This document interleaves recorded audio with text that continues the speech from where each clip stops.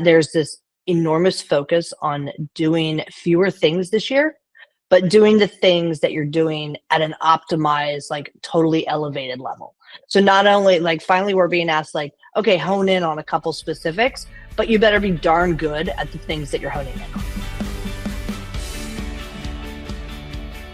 Hey there, welcome to the Dr. Marketing Tips Show. I am Jennifer.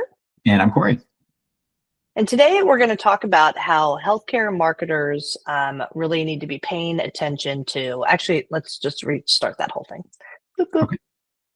All right, let me think about it. All right, I got it. All right, 3, 2, 1. Hey there, welcome to the Dr. Marketing Tips Show. I am Jennifer. I'm Corey. And today we're going to talk about a report that came out called the Healthcare Marketers Trend Report, titled Into the Wild, which examines how healthcare marketers are responding to this kind of changing landscape of smaller budgets, greater economic pressure, and the shifts in audience engagement kind of across the board. Yeah, so, we were looking through this. We thought it made sense to kind of bring here to talk about because not everything is going to matter to the our main audience of independent practices and what have you. But some of these bigger trends really are worth paying attention to, specifically around budget and audience and what channels that people are using to communicate either with referring providers or with patients. Yeah, totally. And the report actually surveyed and had conversations with over 100 director level healthcare marketers across the board, big hospital organizations, pharma, even some smaller groups. But I think the numbers are big, but the implication, like to your point, makes a lot of sense as it kind of flows downstream. The one thing that took me the most is that, if you just had one or two kind of key points to take across, which I think resonates with our listeners, is that there's this enormous focus on doing fewer things this year, but doing the things that you're doing at an optimized, like totally elevated level. So not only like finally we're being asked like, okay, hone in on a couple specifics, but you better be darn good at the things that you're honing in on. Yeah, exactly. So instead of kind of a shotgun approach of let's just try some stuff everywhere, and so many practices are guilty of this where they get approached by, I don't know, like a local print publication. It's like, okay, yeah, we got a little budget for that. Sure. Yeah, we can boost that post on Facebook or whatever. And it's more about just trying a couple things. And so one of the takeaways from the report was, well, let's actually hone in a little bit, do less things, but be better at those. So to me, what that says is, if we're going to focus on SEO, let's focus on SEO. If we're going to focus on email, let's really get good at engagement through email. That type of strategy.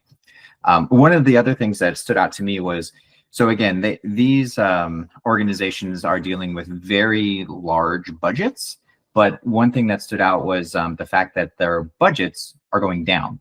And I think that that's something that maybe applies to a bulk of our audience too, is either the budgets are decreasing or they're flat moving forward. Yeah, they decreased pretty significantly, like over 20% from 24 to 25. But then this year in 25, everything's been pretty flat. And, I don't want to like put the cart before the horse, but if I'm looking at 2026, I have a feeling we're going to be flat to small decreases across the board. I think what's also happening though is we've gotten better at the craft of healthcare marketing, and as a result, like we've achieved this level of maturity that we maybe don't need to spend as much money when you have a team in place that actually knows what they're doing. Back in the day when digital and patient engagement and like marketing directly to patients was just something we were starting to talk about, like getting off of the TV and over into into ads with Google or whatever, like we were spending more way back then, like throwing things against the wall to see what's going to work. But at this point, we've kind of refined the craft. And now I think that you can achieve pretty darn close to what you've been achieving without spending additional dollars. I have a feeling like that's part of what we're seeing here, is that we're just better at the work that we do. Yeah, and one of the takeaways there was one of the bigger opportunities is doing more with less. And I think you're right. I think that is in part due to just understanding sort of the digital landscape a little bit better, and then also understanding your specific audience, what kind of works for them and what doesn't. I think the more that practices and healthcare organizations kind of go through this, they say, all right, well, we see a huge return, for example, on Google ads.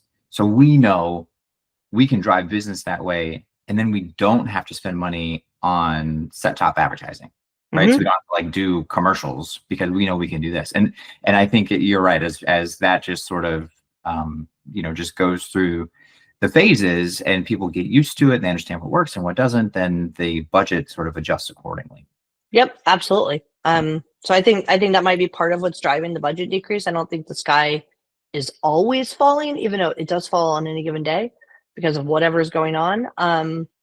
But I think it's partly because we've become more efficient across the board. So there's been some conversation around audience prioritization from the aspect of marketing. What did you see related to audience in the report? Yeah, so what was interesting to me is that of those that were surveyed, they said that the budget allocations have shifted among their key audiences. And one of their key audiences is physicians. They said that they see a big return, not so much from direct to consumer marketing, but from the physician marketing, which I think, obviously that certainly plays a role in everything that we're doing. But, if you're a subspecialty practice, I would argue that the consumer piece is also important. Obviously, the physician marketing is as well. But I was just kind of surprised by the percentage in which the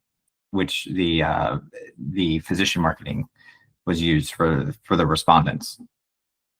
Yeah, I think it's interesting because the focus on physicians decreased, and the focus on patients and consumers decreased too. And part of it is that the efforts kind of are narrowing to the target, and we're finally saying, okay, well, when I market directly to physicians, this is the return I get. But when I market directly to nurse practitioners, this is the return that I get. And now we have enough data that we're able to be scientific in the approach. Whereas, back in the day, kind of we're throwing it against the wall to see what's stuck. Well, yeah. And the thing here too is, again, because of the respondents of this particular survey. So they said that marketers rank the physicians or the specialists as more critical than patients or consumers by the tune of 60% versus 14%. Right. And so I heard that and I was like, well, but that has to, I think that comes with the audience here as well, because there was some pharma mixed in and some other things where, that was like a direct referral path. Whereas if I'm a local orthopedic group, I think that the marketing to the patient or my end consumer is way more than 14% of where I want my attention to be. Absolutely. And then when you get into the specialties and the subspecialties within them, you have different audiences that you're tackling. Like to the case with orthopedics, you've also got your work comp and your case adjuster audience. You've got your sports audience. You've got, your consumer, and then you still have your physician referral audience. Exactly. Yeah. And so, yeah, that was one thing that I thought was interesting. Something that I think directly applies, to our audience and the people that are listening or watching this is the shift in channels. So we kind of alluded to this earlier, but the media and the marketing mix, I think, is being more refined. People are more comfortable in some of these channels. And they know kind of what works. But some big takeaways were that linear TV declined again. So that's just, going to your local news station and buying some ads. That totally checks out.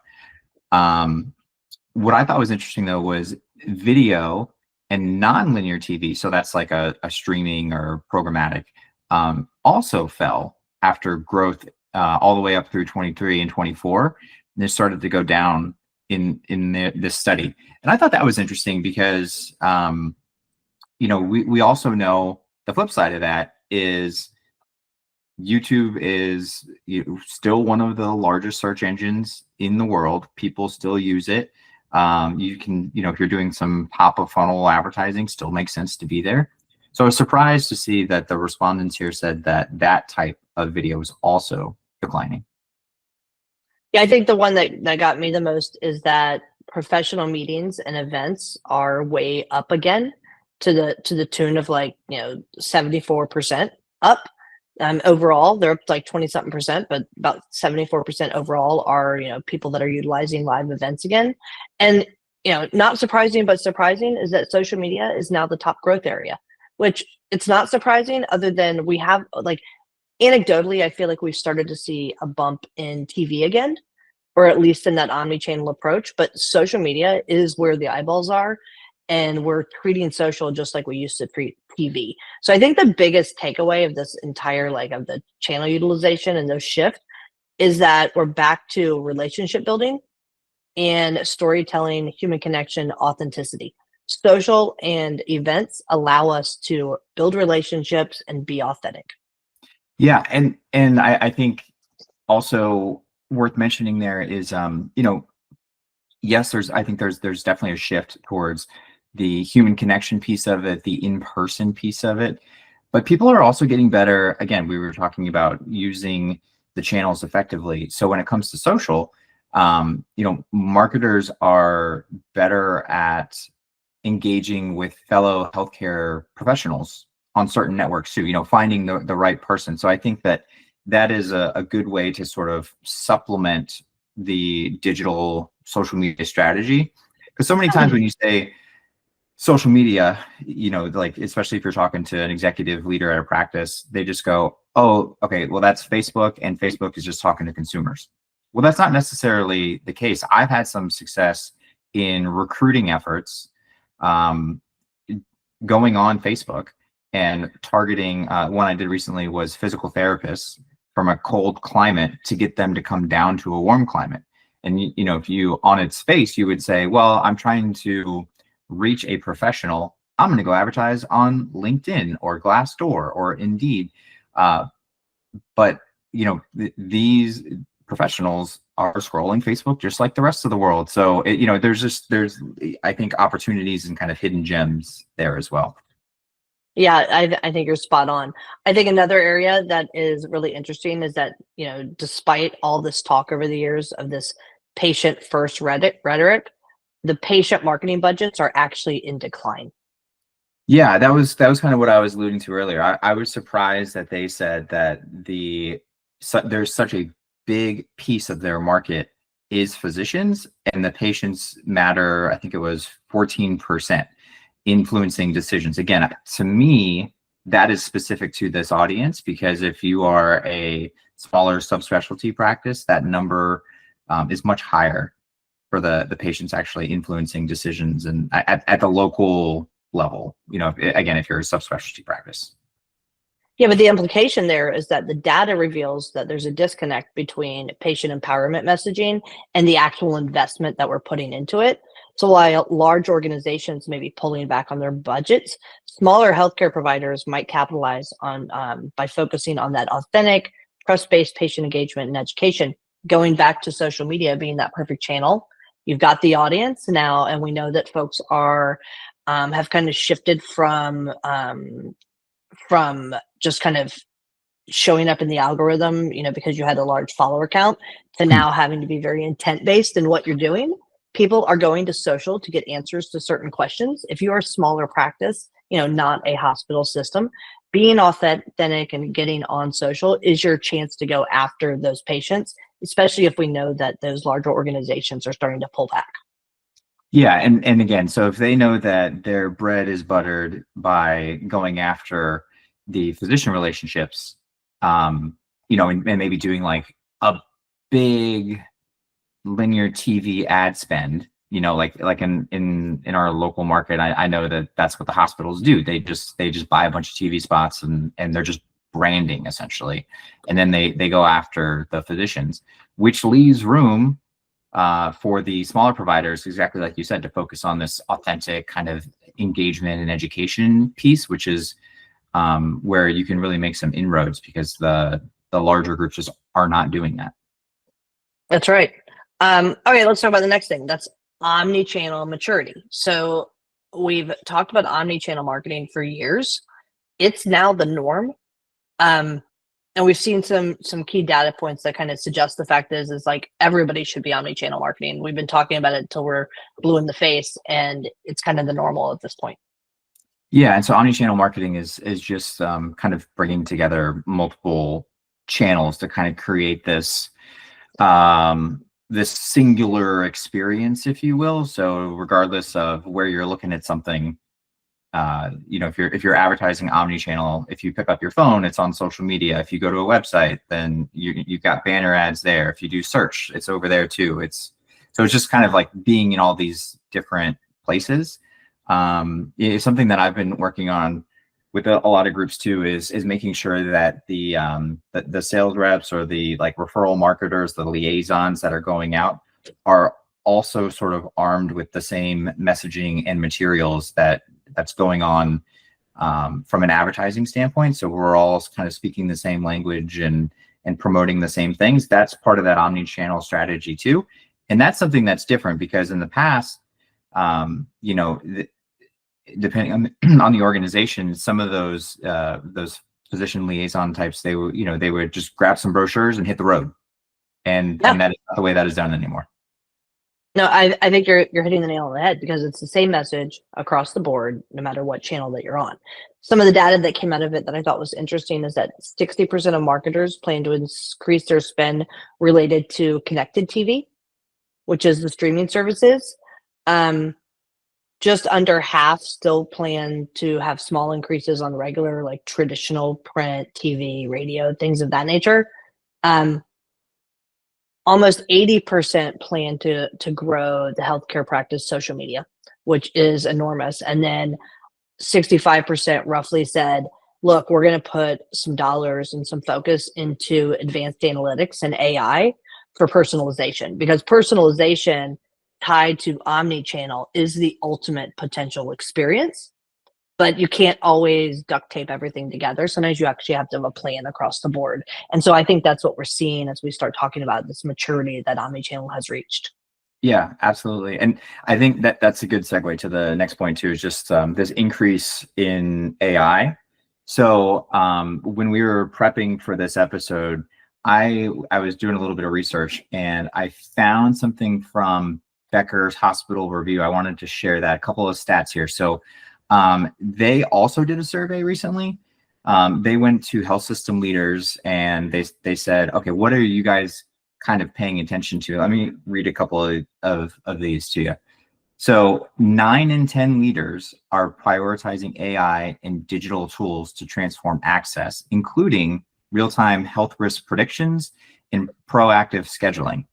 So that to me is sort of like this next level of AI, where because if you know that there's going to be an issue, if you're monitoring whatever, the AI can actually get people on the schedule, which is pretty crazy. So I'm interested to see where that goes.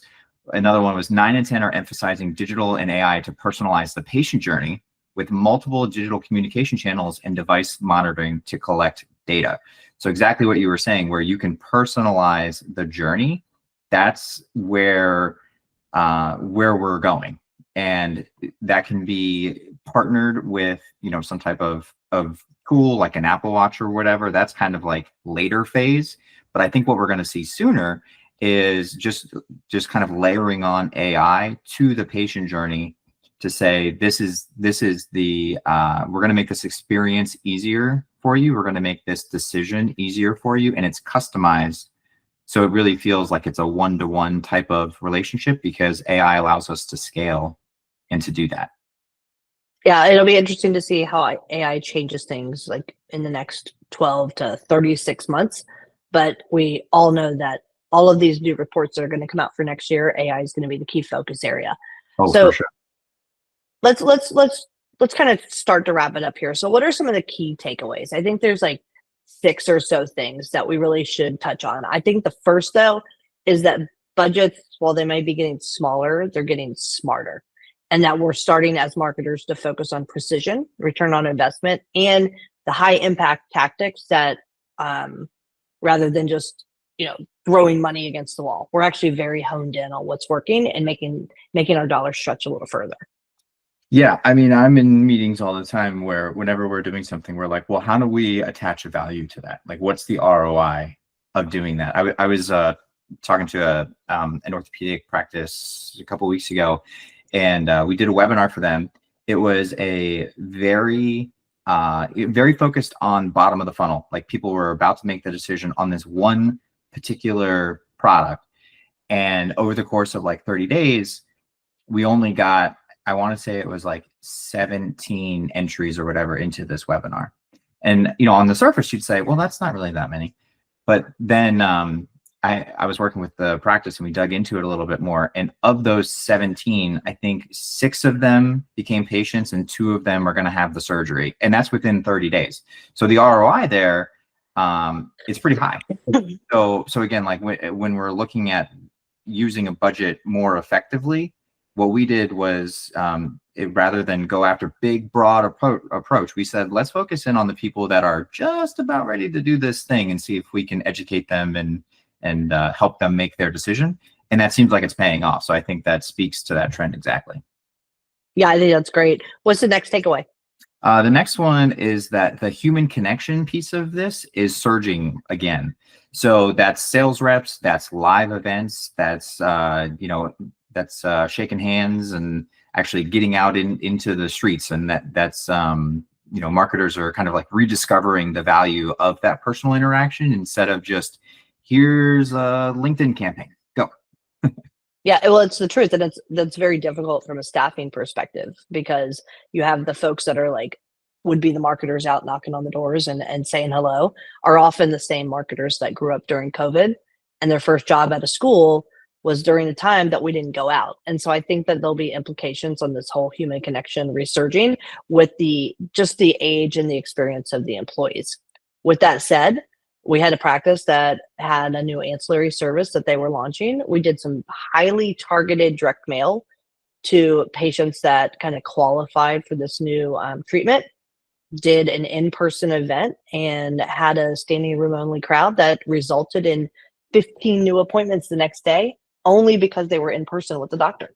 So, right. There's so much that you can learn about this human connection and the resurgence there. Yeah, absolutely. The thing that's funny to me about that is going back to the first thing that we talked about, the first takeaway, is that the budgets are getting a little bit smaller but smarter.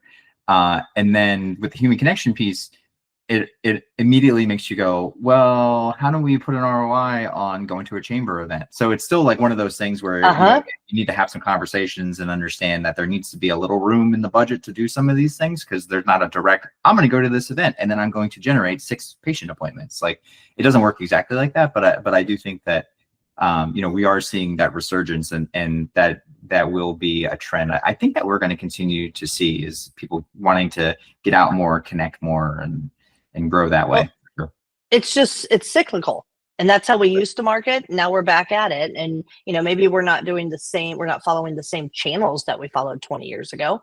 There's new channels, but the science of it is very similar, if not the same, and we're just evolving. The next big takeaway is, and I don't think it's a big surprise, is that social media is the growth channel. 76% of marketers plan to increase their social media spending, emphasizing authenticity and conversion over just straight up promotion. Not a surprise there, but that is the new TV. Yeah, for sure. And it is hands down one of the easiest ways to educate and to be authentic. And we talk about that all the time. And, again, it's easier said than done. But if you can really, kind of give patients a peek behind the curtain, you can show that, you're real people, and kind of demystify it a little bit, that does wonders. That's right. So what's the next one? Next one is that patients are under marketed. So the budget data actually shows that the patient first language still persists, but the actual investment is lagging in that. Again, for the respondents of this. And, I would say that if you're a smaller group, it definitely makes sense to double down on the patient first rhetoric, because that does make a difference. And going back to what we just said about social, that's the way to make inroads. It's easy, it's quick, and you control that message and those channels. That's right. The next one is omni-channel is the new normal. Healthcare marketing, it's all about integrating digital, in-person, and experiential approaches seamless, so the patient never understands that they're being marketed to across the board, but it should just flow. And that is the omni-channel experience. And that is basically, that's the way we market now. That's the normal.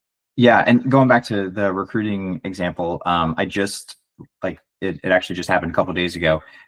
There was a group that was going out. They were recruiting and looking for these sort of like mid-career psychiatrists, and they went to this event, and we did some omni-channel marketing. So we were specifically on Facebook, and then they had a booth at the event, and there was multiple people that went to the booth and said, "I see you guys everywhere."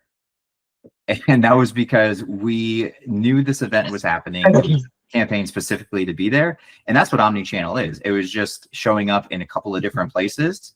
And then they kind of connected the dots as they were scrolling. They're like, "Oh, okay." And then they saw the booth and they're like, "Oh man, these guys they're everywhere I turn around. They're right That's there." right. It drove people right to the booth, did exactly what we wanted it to do. That's awesome. So what's the last takeaway? The last one is that AI and analytics are going to be accelerators. So, and we talked about this in a ton of recent episodes, but the future of marketing lies in combining this data-driven precision that we're now starting to unlock with the storytelling piece of it. And so, if you can use AI to personalize or to grow or to accelerate or to automate, then you're going to be ahead of the game. And by doing that, it really is going to help unlock more time on the calendar and more potential. Yeah, I'm on the same page. So let's wrap it up here. 5 things that actually like implications for medical practices, and I'll start.